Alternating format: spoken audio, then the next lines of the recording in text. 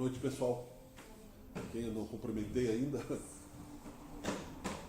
Hoje era a vez do Marcos fazer a explanação, mas ele foi trabalhar um pouquinho no atendimento fraterno, então coube a mim ocupar o espaço de explanação, sem querer ser exclusivista, que não é o nosso objetivo, mas temos que estar sempre, de certa forma, preparados, porque dividir o conhecimento espírita é simples, não exige grandes preparos, exige simplesmente sermos sinceros, sendo que o espiritismo é uma doutrina muito fácil de ser compreendida. E como eu costumo sempre seguir um certo caminho, um certo assunto, eu diria, ao começar esse diálogo, onde eu vou ler aqui um trecho do Evangelho e vamos fazer a oração, que o Espiritismo é para humanos, feito por nós, seres humanos, com esperanças de um futuro melhor. Então eu vou pedir que a gente faça junto uma oração, para que nós possamos receber por misericórdia divina um pouco de inspiração, de luz e de comprometimento com a verdade que nos é dada em abundância, na compreensão dos porquês e no consolo de que tanto necessitamos. Seja feita tua vontade, Senhor Deus, Senhor Jesus, obrigado por estar presente conosco e que assim seja. No capítulo 2 do Evangelho segundo o Espiritismo, o título é Meu reino não é deste mundo. A vida futura, a realeza de Jesus. Pilatos, tendo entrado de novo no palácio e feito vir Jesus à sua presença, perguntou-lhe: És o rei dos judeus? Respondeu-lhe Jesus: Meu reino não é deste mundo. Se meu reino fosse desse mundo, a minha gente houvera combatido para impedir que eu caísse nas mãos dos judeus, mas o meu reino não é aqui. Disse-lhe então Pilatos: És, pois, rei? Jesus lhe respondeu: Tu o dizes, sou rei. Não nasci e não vim a este mundo, senão para dar testemunho da verdade. Aquele que pertence à verdade escuta a minha voz. Este é um trecho do Evangelho tradicional de São João, e depois a mensagem que Allan Kardec coloca no Evangelho segundo o Espiritismo é intitulada A Vida Futura, com explicações já mais mastigadas, pelo Espírito de Verdade, o grupo que inspirou estas palavras, de forma mediúnica, e que Allan Kardec selecionou, e aqui está.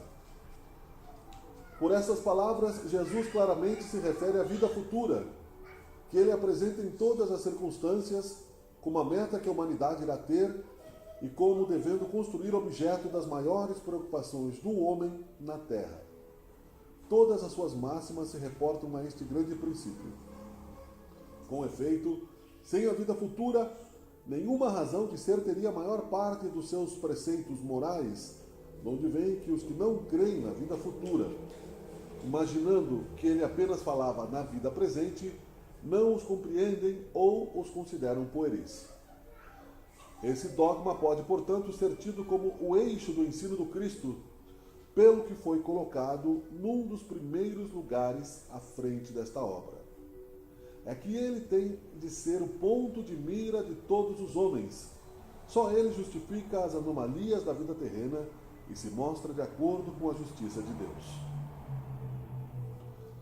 E aí depois segue aqui uma explicação que é interessante que quem tem o Evangelho consulte e aprofunde um pouco, para que nós foquemos aqui nesse pequeno parágrafo, a justiça de Deus, e pensemos um pouco nisso, nas anomalias da vida terrena.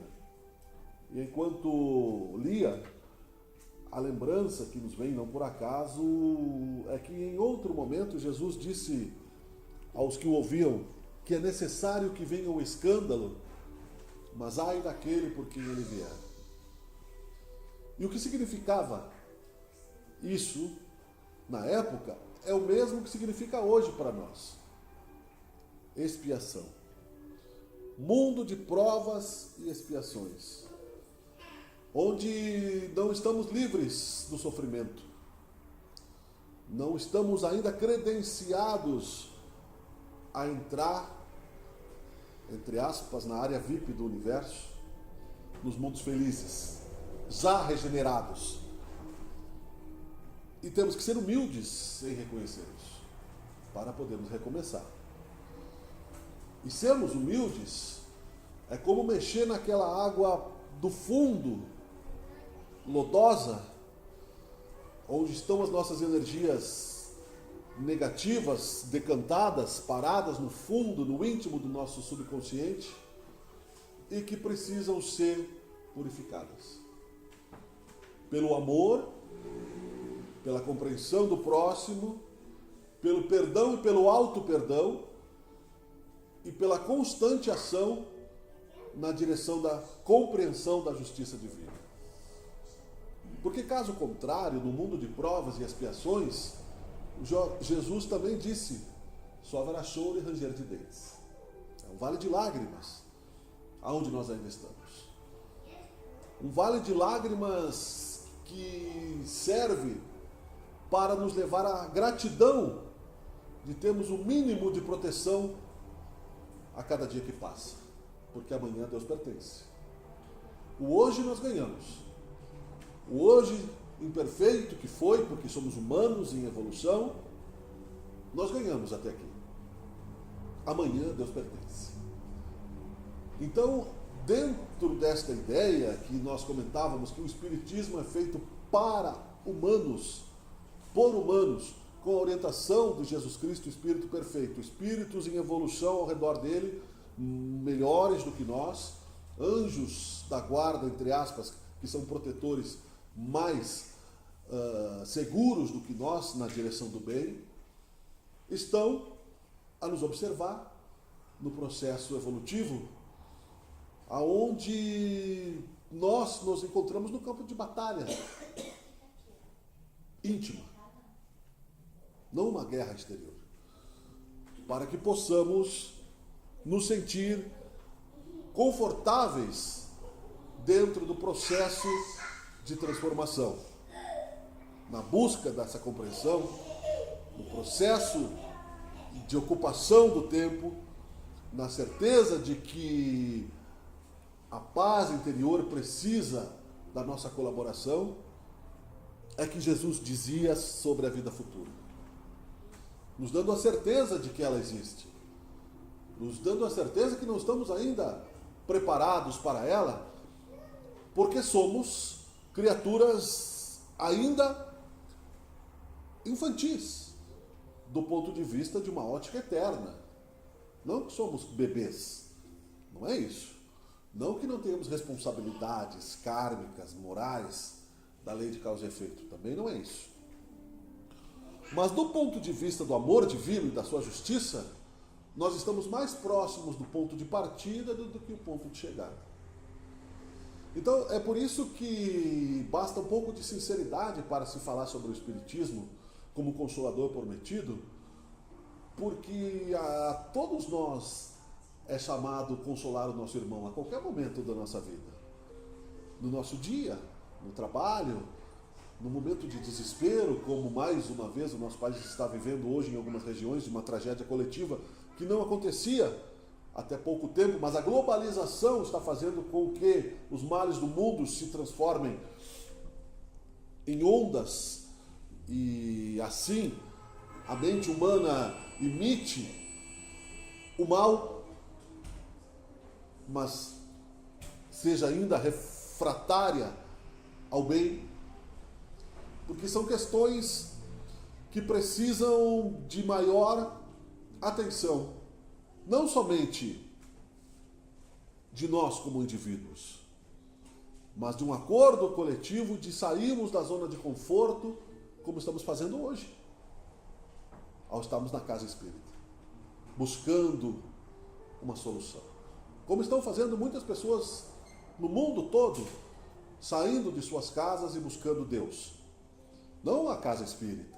Casa espírita, a igreja, onde quer que estejam dois buscando Deus ou falando sobre a figura iluminada de Jesus Cristo, o seu raio luminoso ali estaria, ele disse.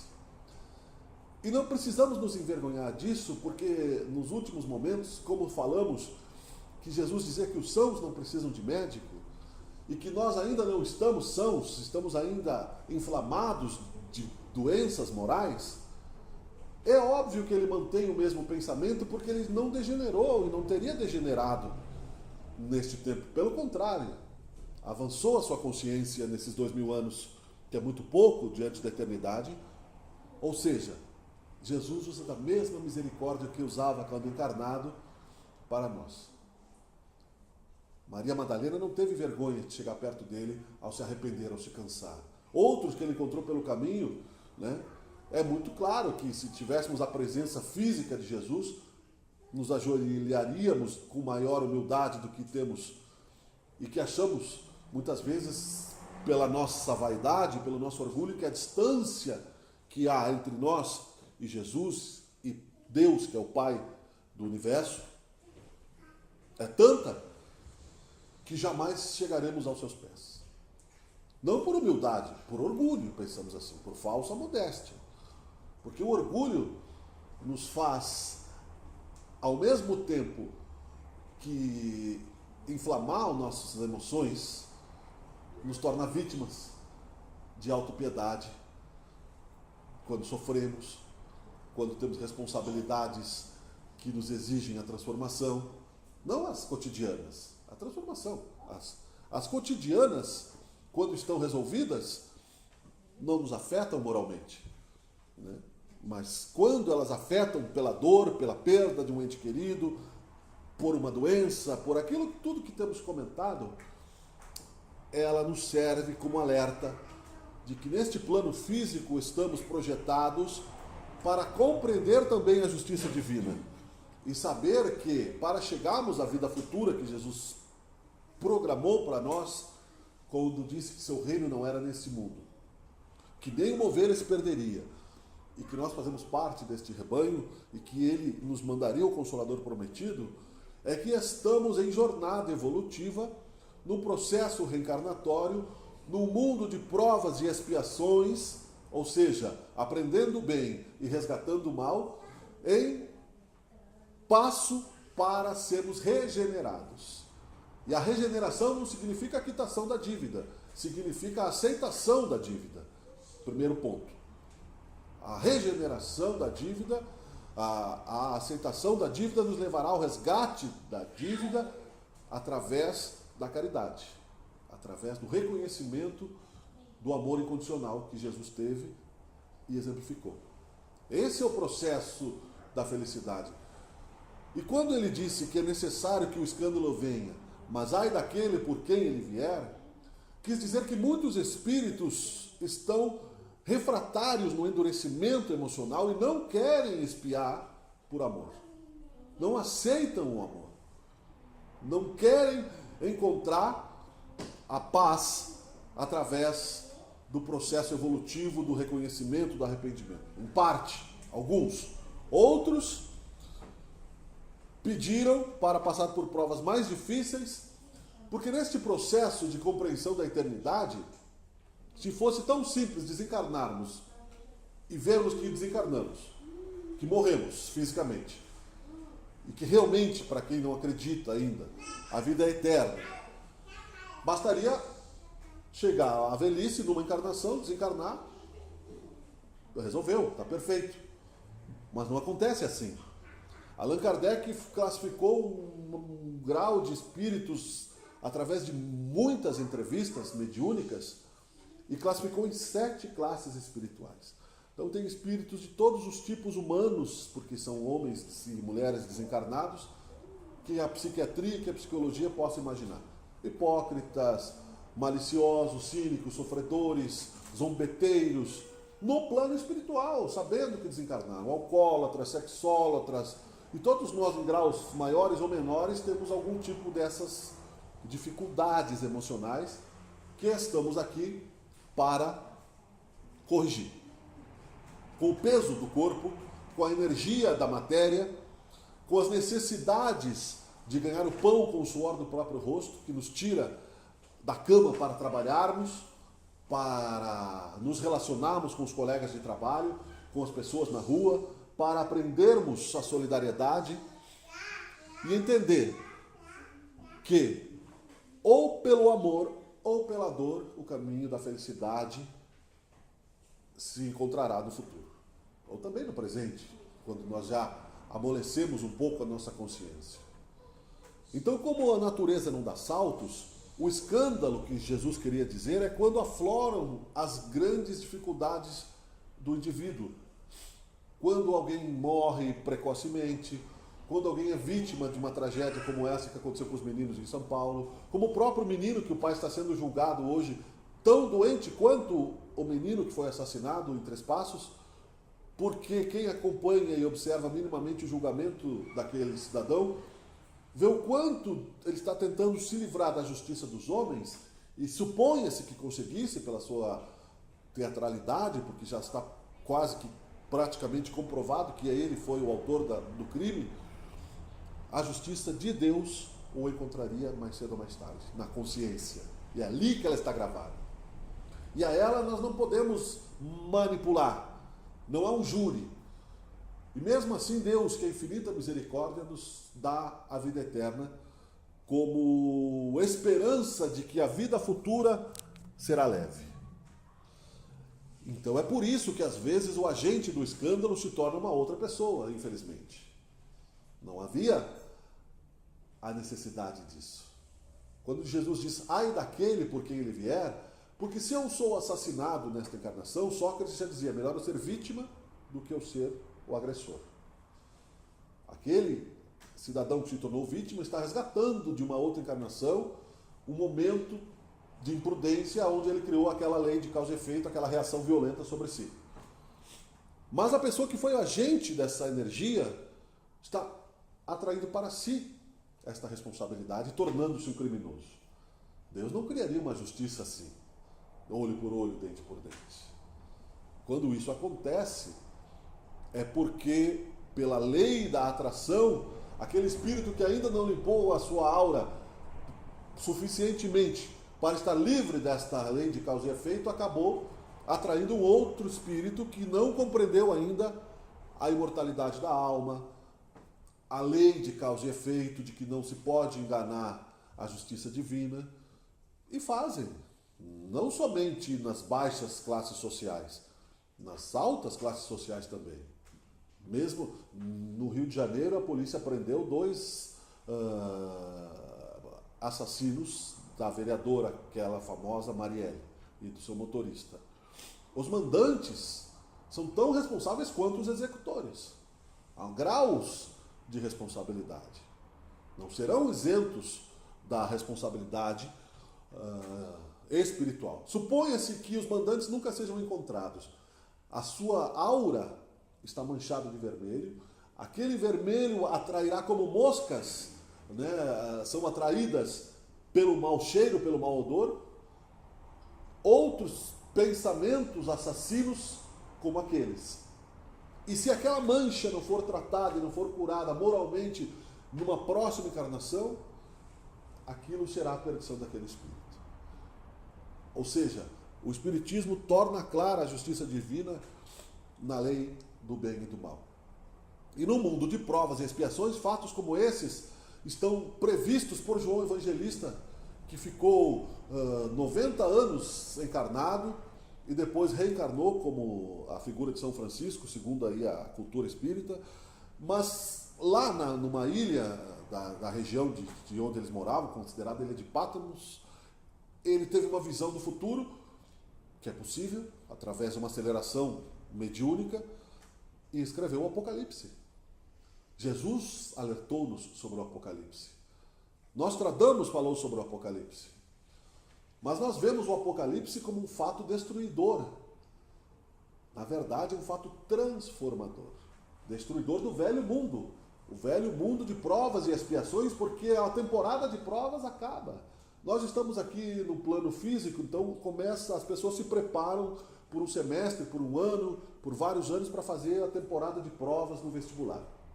Escolhem as faculdades e fazem várias provas e, se conseguirem classificação, vão se encaminhar para determinados destinos. Vão ser médicos, vão ser advogados, vão ser o que seja o seu destino.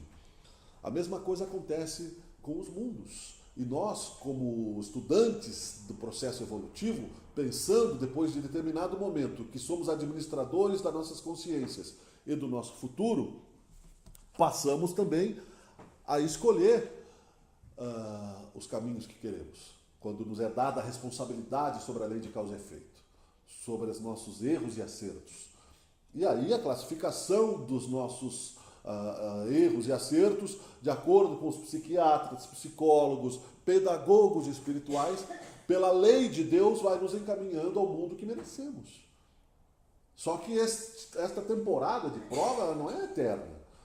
Deus não ia nos dar um mundo de provas e expiações e uma fase apocalíptica eterna. Então esta fase de transformação, de passagem para o mundo de provas e expiações, vai terminar em algum período, que não nos é revelado, porque nós nos conformaríamos ou nos desesperaríamos, né, pela ansiedade, né, de querer nos transformar imediatamente, ou pelo medo de sermos novamente, né, retirados de um planeta que vai ficar bom para voltar para um planeta de novo em processo primitivo, com maiores responsabilidades ainda, como igual o aluno repetente, né, que vai ficando, não em tamanho, mas em questões de compreensão, né, vai ficando grandão perto dos pequenininhos, né? Então ele tem mais responsabilidade, ele já passou por aquelas provas, né? É simples assim.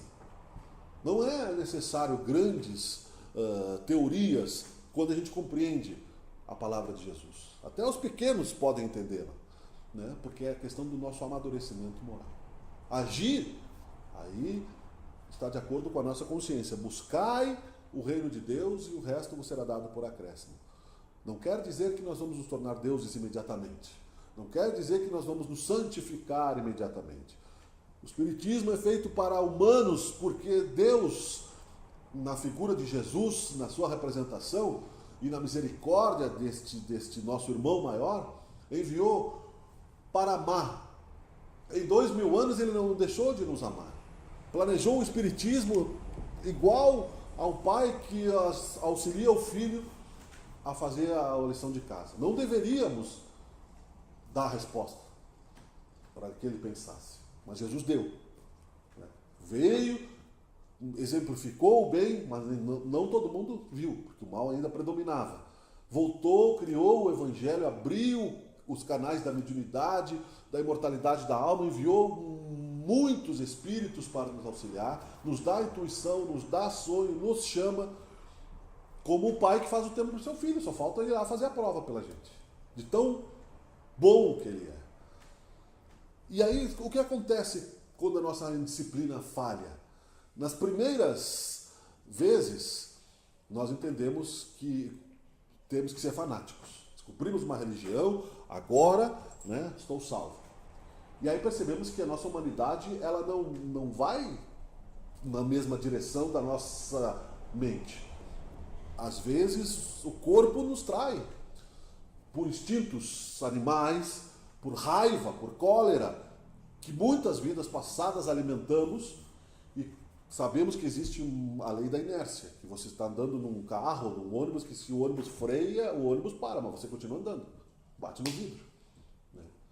A nossa lei de causa e efeito, de certa forma, também é assim. O ventilador, né, para você fazer ele mudar na outra direção, você tem que fazer uma força contrária.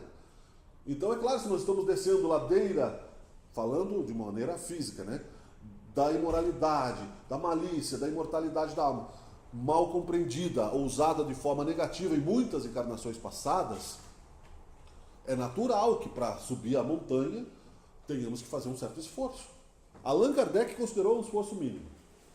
Pela misericórdia divina, ele disse, se quiserdes, o esforço que precisa fazer é mínimo. O que nós precisamos fazer é manter o esforço. Né? Nós vemos que realmente as forças hoje em dia são mais concentradas do que no passado. No passado era necessário espregar 2 pauzinhos lá ou esperar cair um raio para fazer fogo. Hoje em dia nós temos várias formas, né, de raio laser que derrete o aço e transforma a matéria por misericórdia divina e que nos dá o conforto material. A mente é a mesma coisa. Antigamente a nossa mente era cavernosa nas origens. A nossa mente concentrou a força no intelecto já. No amor ainda somos capengas neste plano. Porque no amor incondicional, no amor geral, né, e no amor que no íntimo das coisas perdoa de uma maneira incondicional, sem esperar que seja perdoado da mesma forma. Como disse no Pai Nosso, né? Perdoai os nossos inimigos, né? Para que eles também nos perdoem. E aí, se o nosso inimigo não nos perdoa, a gente já volta a ser inimigo às vezes. Eu tentei, mas quanto a gente busca essa evolução? Quanto a gente quer realmente estar? E quanto a gente já compreendeu disso, né? Cabe a nós avaliar isso, a mais ninguém. O julgamento não é de ninguém. A vida futura, para concluir, ela é cheia de delícias, né? Ela é cheia de maravilhas, ela é cheia de levezas, ela é cheia de paz. Mas o próprio Cristo quis estar entre nós por amor, porque ali ele não estaria em paz sozinho. E ninguém espere que vamos encontrar um universo de preguiça. Paz e preguiça.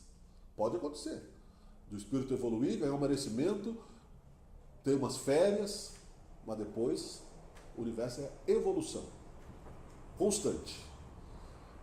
E essa vida futura será o dia que nos tornarmos mais próximos da imagem e semelhança de Deus. E de espíritos como Jesus Cristo, de outros tantos que por aqui passaram.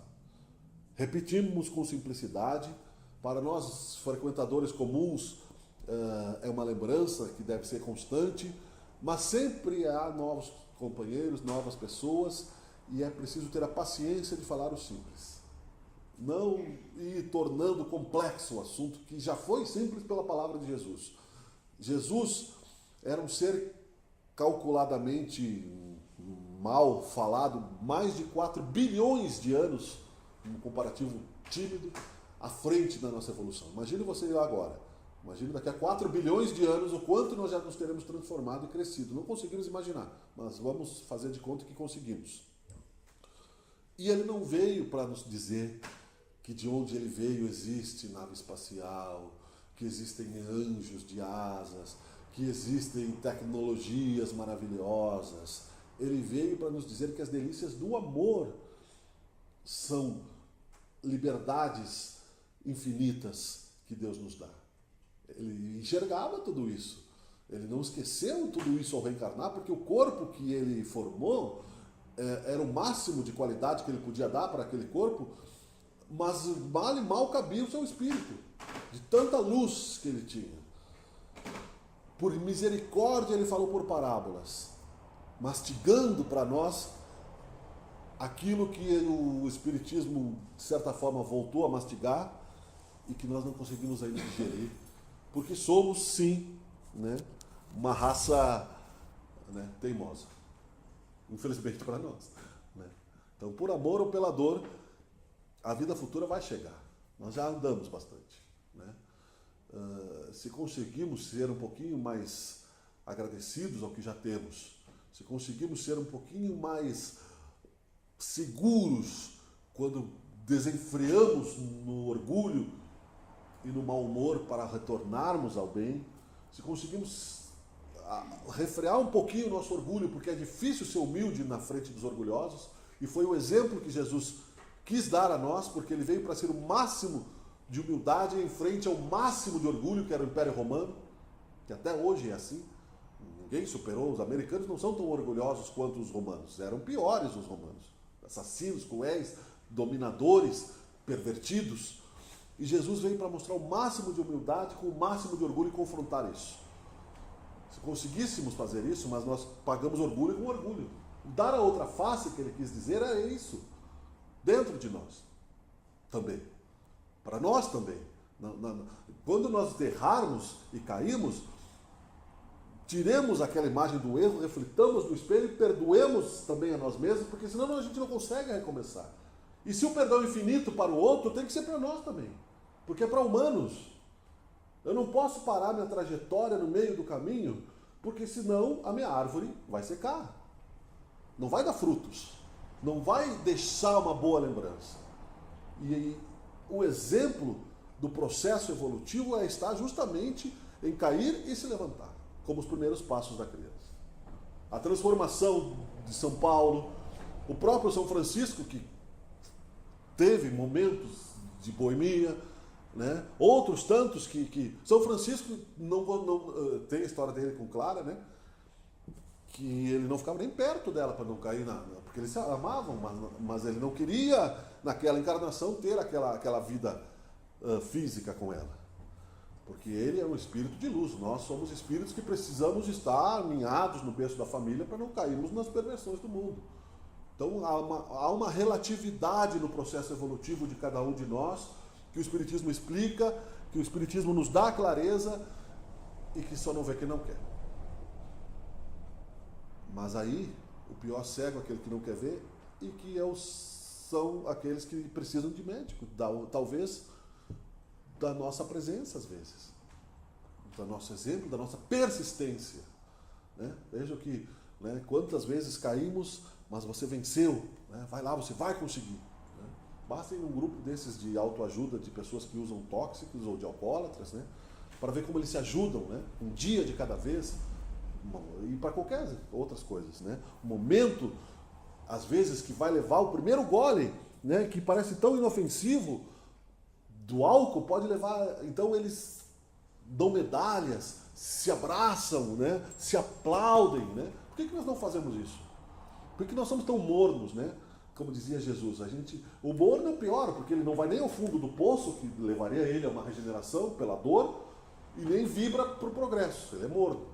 Né? Não está nem triste nem feliz, está morno. Né?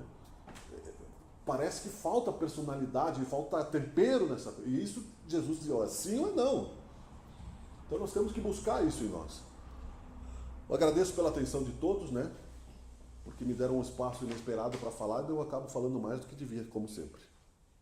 Que Deus nos ilumine, que Deus nos dê a compreensão daquilo que nos inspira, mas que nós também demos mais para nós mesmos e queiramos estar com Ele, porque é bom. Muito obrigado, Senhor, por mais uma oportunidade imerecida que recebo, que seja feita a Tua vontade, que passamos o trabalho de paz juntos. Que assim seja. Muito obrigado.